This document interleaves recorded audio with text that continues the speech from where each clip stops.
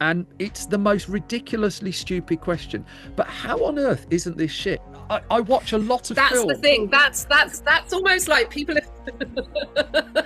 I mean, I know it sounds like a slightly rude question, but That's the it thing. should be awful. It should be Sharknado or something you watch for irony. Yes. But it's not. It's actually a really good film. And I don't know how. So I'm glad you're here. If you can sort that out for me. It should be awful. It is one of those things. If you see some of the letterbox reviews for it, it's very funny to me because people are like, "This had every ingredient to be a complete piece of shit," Yeah. but somehow this is a wonderful thing. And like the Guardian was like, "I think this is a sly masterpiece," you know. Stories. We would be honoured if you would join us. What brings us here today? I mean, it's your fault, really. And you So I mean, that's fine. I mean, for background for people listening, watching, whatever, we have been very, very, very, very, very, very, very, very, very lightly in touch over the years. It's like, you're very welcome for Christmas, but you've never taken up the invitation, that kind of like. And you sent me an email, which I replied to about 8 months late, which is very on brand for me, about this film that you'd done, the name of which is harder to pronounce than it should be, I think, when you see it written down. So Slotherhouse. Yes. Yeah. Yeah. Slotherhouse. Yeah. And so that is our natural starting point. So rather than me trying to explain to any other human being what Slotherhouse is, I mean, do you want to have a go? Sure. Okay. I guess the best way to describe it is like Mean Girls meets Gremlins. And it's got practical effects and it's absolutely bonkers, and it's the kind of thing people watch when quite stoned. I think you've missed one crucial ingredient there from your explanation of the film. What is that? The sloth is female? Well, just that there's a sloth in it would be, I think, it's an absolute starting point. So, Yeah. you sent me this, and I genuinely approach films as if they're Christmas Eve. You've got to go in wanting them to be good, but every now and then you look at a film and you just think this could go horribly wrong. And I looked it up. And I bought the film. So there's an old thing. If you pay for it, you can say what you like about it. So I bought the film and watched the film. And it's the most ridiculously stupid question. But how on earth isn't this shit? I mean, because I watch a lot of That's film. the thing. That's almost like people. I mean, I know it sounds like a slightly rude question, but That's the thing. it should be awful. It should be Sharknado or something you watch for irony, but it's not. It's actually a really good film, and I don't know how. So I'm glad you're here. If you can sort that out for me.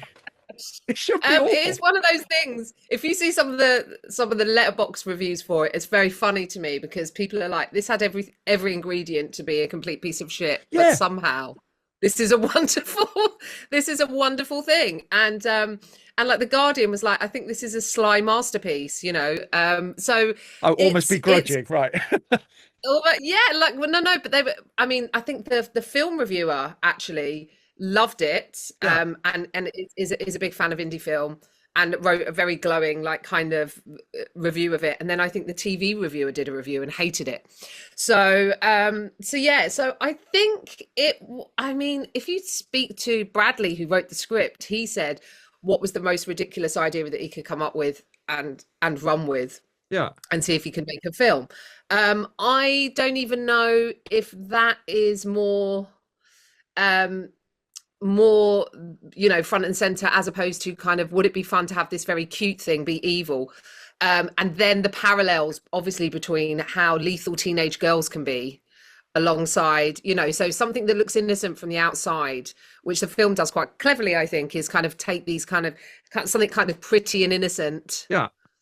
And cuddly, and then expose how terrifying it can actually be.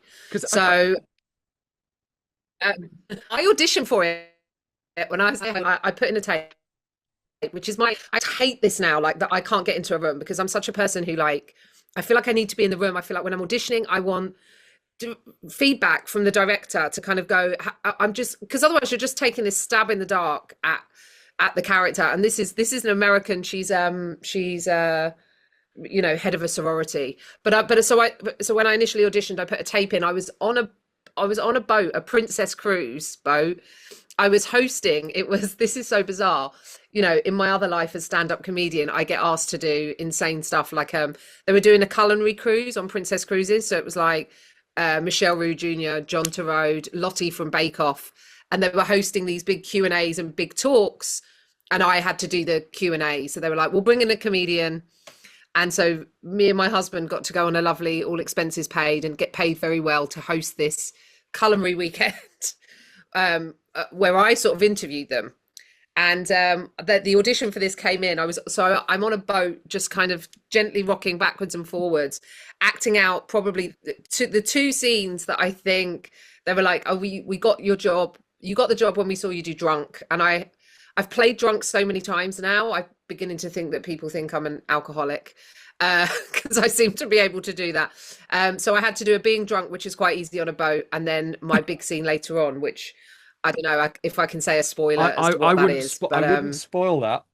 Personally, I would. I go quite spoiler light. Yeah. I do actually think it's a treat. I'm curious what other emails you get. I mean, because how did they arrive at you? What films? Because you've talked in the past how you auditioned through your 20s. When you were working a whole bunch of jobs and you were chasing roles down at that point.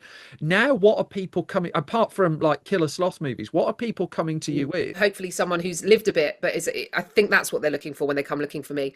But who knows? I mean, I've yet to do like a fully, my husband is like very keen. I mean, he's a director and we're working on a few things at the moment, but he was like, I'm really keen for you to have your big breakout dramatic performance. He was like, because I think people will really see a different side of you.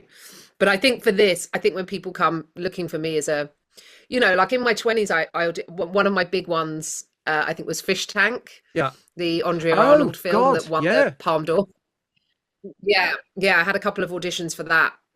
And so sometimes when it's big stuff like that, and I don't get it, I can't watch it. I get really, which is pathetic really, but I get really like, oh, I didn't get the, No, I mean, I get that. The character of Miss Mayflower, because you talked there about they come to you for a comedic role, but she is a character, isn't she? I mean, you're not. Yes. I mean, it's just to double down on what you're saying there. You're not sat there telling jokes. This is an acting performance in a film that is full of acting performances. Just because the tone is comedic, it's just like the actual. I mean, for want of a better way of putting it, the drama and the characters has to work before you bring the sloth in, which is, I can't believe I'm saying these words in that particular order, but it wouldn't work, would it? It just... No, I think one of the things that you learn, or that I learned doing comedy, you have to really find the emotional core of character. And for me, that was being chosen, which is something as an actor. Yeah, I am very, very used to taking that emotion, like feeling like you're not the one, you've not been chosen, and being unable to move on, and seeing everyone else move on around you. So to find the emotional truth of that. Also, what I worked out quickly on set is when you're working with, I mean, they say when you're working with kids or animals, I think when you're working with puppets, and they had a team of like 12 puppeteers that flew over who like Jim Henson, level stuff. So when you are working on a film with a puppet, and the sloth is a puppet, everything is in service to the puppet. So everything is to make the puppet good. And if you can make the puppet look good, you're good. But it's you find out quite quickly, you're like, it's less about my performance, because if we get all the movements right, it can get quite technical, So I've got a few scenes, like big scenes. With So you've got to maintain your emotional core there, but also to kind of go, oh, how does this work? Clearly, the whole thing is just so you can just bag into the Muppet Show going forward. I think that's kind of what you're actually up to. The film presents itself as an American film, and yet it's full of British personnel, and it's shot in Serbia. Yes, I think they'd been over there for a month when we arrived doing pre-production stuff, and I think I maybe arrived a week later than some of the cast because I had commitments. in the UK. But I mean, just I think well, here's some things about Serbia. The light is beautiful. Yeah. And it's not very mild. I think going into, we finished, I think we ran a couple of extra weeks on the shoot. So we actually went into like the first week of November. And it was like in the late 70s. It was like really, really hot and warm again. So I think they just finished. I think there's something like 65 productions a week going on in Serbia. So when we were there, they just filmed. This was just coming out of the pandemic. So they just filmed the Hellraiser film there, actually in the same building. So here's a little bit of nerdy film knowledge if you're interested. So when you watch Slotherhouse, there's the sorority house, with all the pink balloons and stuff outside. That's our sorority house. That is also the Hellraiser house. And that is a location in Belgrade called the White Palace. So so we went and shot in the same location. That's like Aliens and Batman sharing the prop, isn't it? Yes. yeah. We're in this two tonally very different films in the same building. So we shot a lot in and around that sorority house. Like that's where the majority of the action takes place. Yeah. But yeah, I mean, it's kind of wild. I think productions go there because they obviously there's great tax advantages. I think that Serbians just chain smoke, so that's an interesting. That's like, like there were a couple of actors on set who were like, "Can we with the smoking when we're outdoors?" And I was like, "You cannot tell a crew to not smoke when they're outdoors. They're like, they don't care. They're just, like." She was like, "Oh, I don't like it," and I was like, "Yeah, good luck." You go tell them, but yes, Serbia. It's I think that I understand why people go, and the lighting and the weather and stuff is nice. My only beef with Serbia is sitting down to eat a lunch and having two women just chain smoke butt to butt next to you while you're trying to have your salad. Nice. But yeah, I had a lot of fun. I think you have to, if you do a project like this, you have to really just lean into it and know. And I'm very conscious as well as an actor of when I turn up and work on things of being fun to work with and being grateful, because a lot of people aren't getting work. So I think when you get a job, you really just have to, lean in and gung ho and muck in, really. You're also on the credits, you're a with as well. You've got gravitas in the credits. I am the with. You're the with. Congratulations on being a with. I've never been a with. The wonderful with that was. Yes. Yeah. I don't know how any of that works. I think my agent probably negotiated that. And I guess just having come off the back of doing, a few big projects, but this business is very long and it's up and down at any given time. You're not the with. Sometimes you could be the and. Oh, the dream. Isn't that the dream? I don't know what the hierarchy is. Is with just below and? I don't know. I don't know. With above and? I don't know. I don't know. I know that it's normally it's reserved for a bigger name that's doing a smaller part, I think, is the, they're kind of going, yes, they're not the lead. Yeah. But we acknowledge that, that they're. So you're a bit Judi Dench in Shakespeare in Love, that kind of thing, but with more screen time. I know you've done quite a lot of interviews about stand-up, and you've just done your latest show at Edinburgh. So I do want to name check that. Is it Post-Coital was your most recent Edinburgh show? But can I ask where acting is in your life? Because I don't see you actually asked about this an awful lot. That you've just dropped in that you auditioned for Andrea Arnold, for instance, and you've said that you're working on other projects which will bring more of a dramatic side to the fore. How important is acting to you? How much is the spark there? I love it. I really, really do love it. And I sort of forget sometimes when I'm stand up or doing my own show, how much I am fed by working with other people.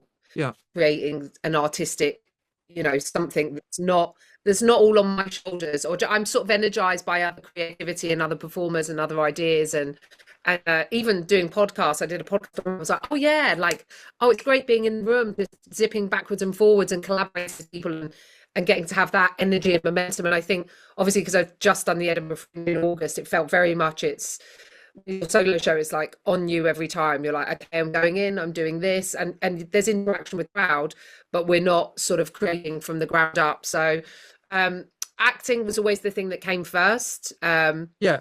And I guess one of the reasons that I started writing and doing stand-up was because acting is so reactive, and it is so about being chosen, and it is about class, and it is about access, and it is about, this, how you look and who you know, and there's so much of it you cannot control. And I find that very, very difficult. I find it, and I think the industry at the moment has been quite tough because of obviously off the back of the strikes and everything else, and it doesn't feel like it's fully come back in the same way. And so it's acting is my first love, and breaks my heart in a million different ways. Yeah. So and now I deal with it like, there's a great saying about love, I think, which is like, it's like a butterfly that will sit in the palm of your hand, but the minute you try and close your palm, it'll fly off. Yeah. And I sort of feel like that about acting, in that or any of my things, and this is why I like to have a few different things going, is if I'm finding it frustrating, I know that I can write and create my own work and have my writing and my own scripts, and I can go and do that, or even collaborating with, I wrote for HBO with Armando Iannucci for Avenue 5. Yeah. So I wrote 2 series of that, just being in a creative environment again that is not solely dependent on me. So I sometimes have to, I feel sometimes I care too much about acting, so I have to like take a step back and go, make it less important, and then that it kind of frees it up for me. It's hard because it's, if people don't know what you can do or what you're capable of, but there are people who are your friends or have worked with you before, they're like, okay, great, I know that I can pop her into this and she's going to deliver. So I think that's where I've, maybe lucky from that point of view. And what about the film things that you're generating yourself? Because I remember in the dim and distant past, I think we talked about you doing a documentary.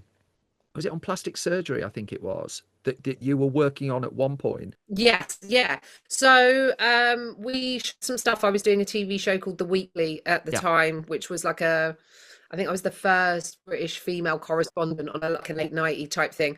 So we shot loads of stuff around that for plastic surgery, and put together some stuff for that. And now, in terms of scripted features, I have almost like a triptych of 3 films. So one of which we're waiting to find out about. My husband's sort of speaking with the producer at the moment, so we're waiting to see if we secure finance for that. If we do, then it will be shooting either in Cornwall or the New Forest. And that's kind of like a horror mystery. It's sort of about female rage. Yeah. It's about a woman who is, but it's a comedy horror, but it's about a woman who's consistently put on. And every time she feels like she wants to genuinely express her anger at the world, she's told to meditate, journal through it, maybe do some yoga, maybe engage in some self-care. And at some point, a switch is, and I can give you a little bit more, as in she's advised that she should journal about all the horrible things that happened to her and what she would like to do, so get rid of the dark thoughts out of her head, like, and what she would like kind of get rid of her rage on paper, put it away into this box, which is, I guess you could describe as a cursed object box, because once she puts these dark desires into the box, they start happening, they start coming true. Oh, okay. And so then the rest of the film is an exploration about who's doing this, how's it happening, but it's dark and funny. So that's the one that we're hoping that we're going to secure finance on in the imminent, that we would be able to shoot it in the next, maybe beginning of next year. Okay.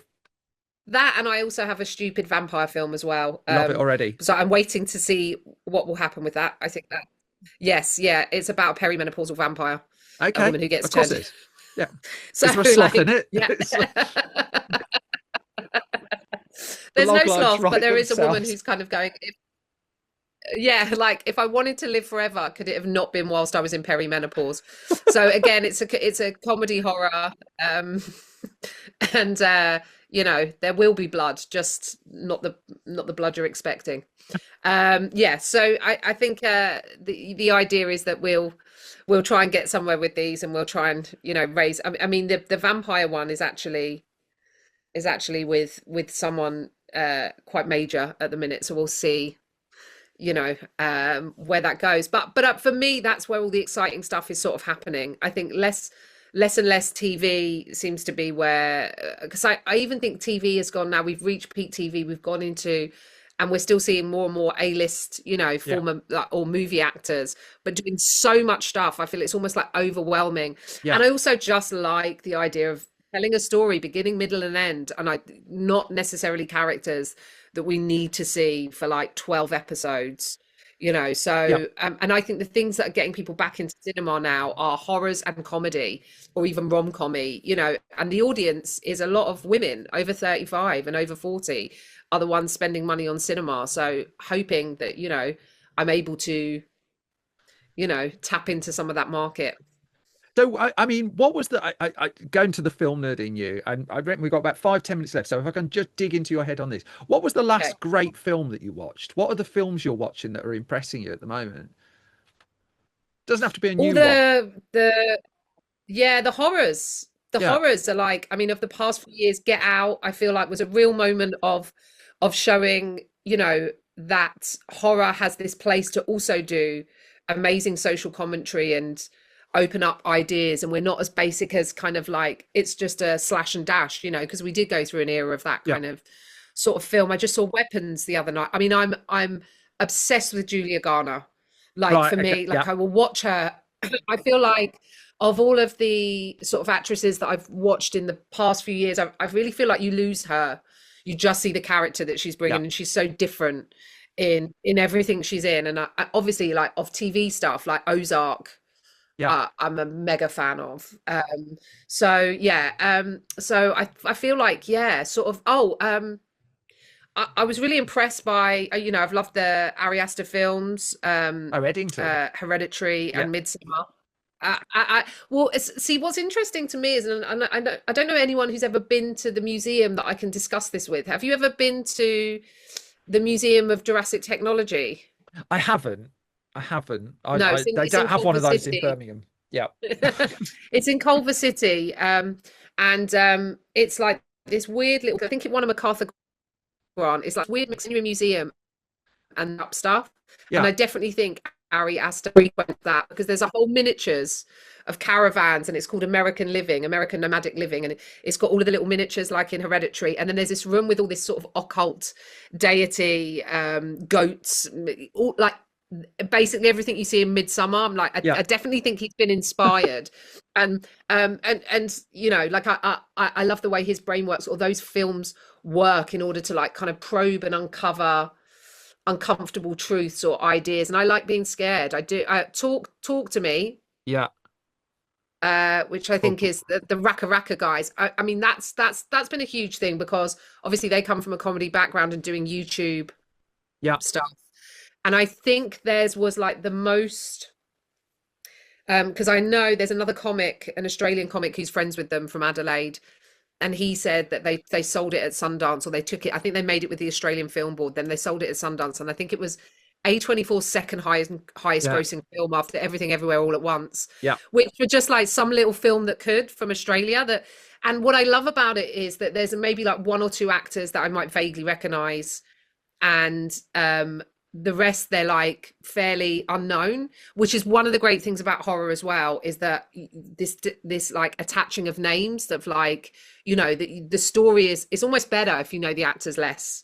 Yeah. So that's, for me, that was an incredible, and Australia's doing great stuff. The Narrow Road to the Deep South, which is not a film, which is a TV, the Narrow Road to the Deep North, the TV show with Jacob Elordi. I don't know if you saw that. That's recently been out. But that's made by the director that did Snowtown. Oh, Jesus. So that's a TV, and Snowtown I watched, I was told to watch, and that was absolutely brutal. Well, I mean, the interesting, you mentioned Get Out just before, and you talked and Get Out's from a comedian at heart, isn't it? It's just like someone who was pigeonholed into comedy for ages and then given the chance to do something different. It's almost as if we're making a subtle point here. It's very cunningly woven in, I think you'll find. But yeah, it's just like the whole notion that you can only do one thing, but who knows, you might be able to do a second. These things might catch on. What do the next 6 months look like for you then? Hopefully you're going to get this film away. Are you back on tour? Are you writing things? Are you causing mischief? Yes, I've been doing international dates with my show, Postcoital, which was at the Fringe. Which got a very sexy poster, but it's sort of a bit more about mortality. It's got lovely reviews as well. Everyone seemed to like it. I've been in Amsterdam doing the show and in Switzerland. So dates coming up I have are I'm doing Manchester, I'm doing Halifax. These dates are so random. I'm going to Zimbabwe to do the show. Manchester, in October. Halifax, Zimbabwe. And I'm doing it in Barcelona at Barcelona Comedy Festival. Yeah. So and then and programming, we're just programming date next year now. So yeah, so a bunch of those going in the diary, and filming in the next couple weeks on the next film my friend is doing. So that should be coming out. I don't know. I find with films it's 2 years between shooting and and seeing where it lands or appears, or so just putting my best foot forward in that, doing the best that I can, and then and I can separate myself from my performance. So I don't mind watching stuff that I'm in, and different actors feel different ways about, like, it's interesting. I think I was listening to an episode of Smartless, and Jason Bateman was talking about watching playback on the monitor and stuff, and I think one of the other actors was saying, "Oh no, I can't do that," and he was like, "I find it quite useful," and definitely on Slotherhouse there was like a couple of and I've done it with TV as well, just to be able to check the performance. But I'm very critical of myself. So I remember like going back to see one of the shots and saying to the director, listen, the angle for me is a hate crime, but if this is what you want, I'm happy to give whatever you need here. Like, but the scene was funny and it worked. And so part of acting is getting out of your own vanity and going, I do not love my chin from that angle. But the scene's really funny and it works and it looks great, so there's a voice in your own head sometimes that gets in the way. I don't know why I brought that up, but it was just, I think I was listening to Smartless and people were saying, how much do you do you like to see yourself? Do you find it's useful? And I guess tonally to match performances from other scenes, and when you're shooting out of order and stuff, and seeing what other people are doing is probably quite useful. I think if I'd shot a scene with a sloth that was being controlled by 12 people all around me, I think that's one of the things that I'd watch myself in as well. I mean, just as a basic rule of thumb to get through life, it's just like, I would let myself watch that. Slotherhouse, the horrible to say, but very good fun to watch. Slotherhouse is available on Prime Video on demand, because I paid £5.99 ahead of this interview to watch it, and I do not begrudge you a penny of it. No, I think I might get 1 pence of that at some point. So that's what you get for having a with. Imagine if you've got the and, you might double it. Huge congratulations on the film, and thank you.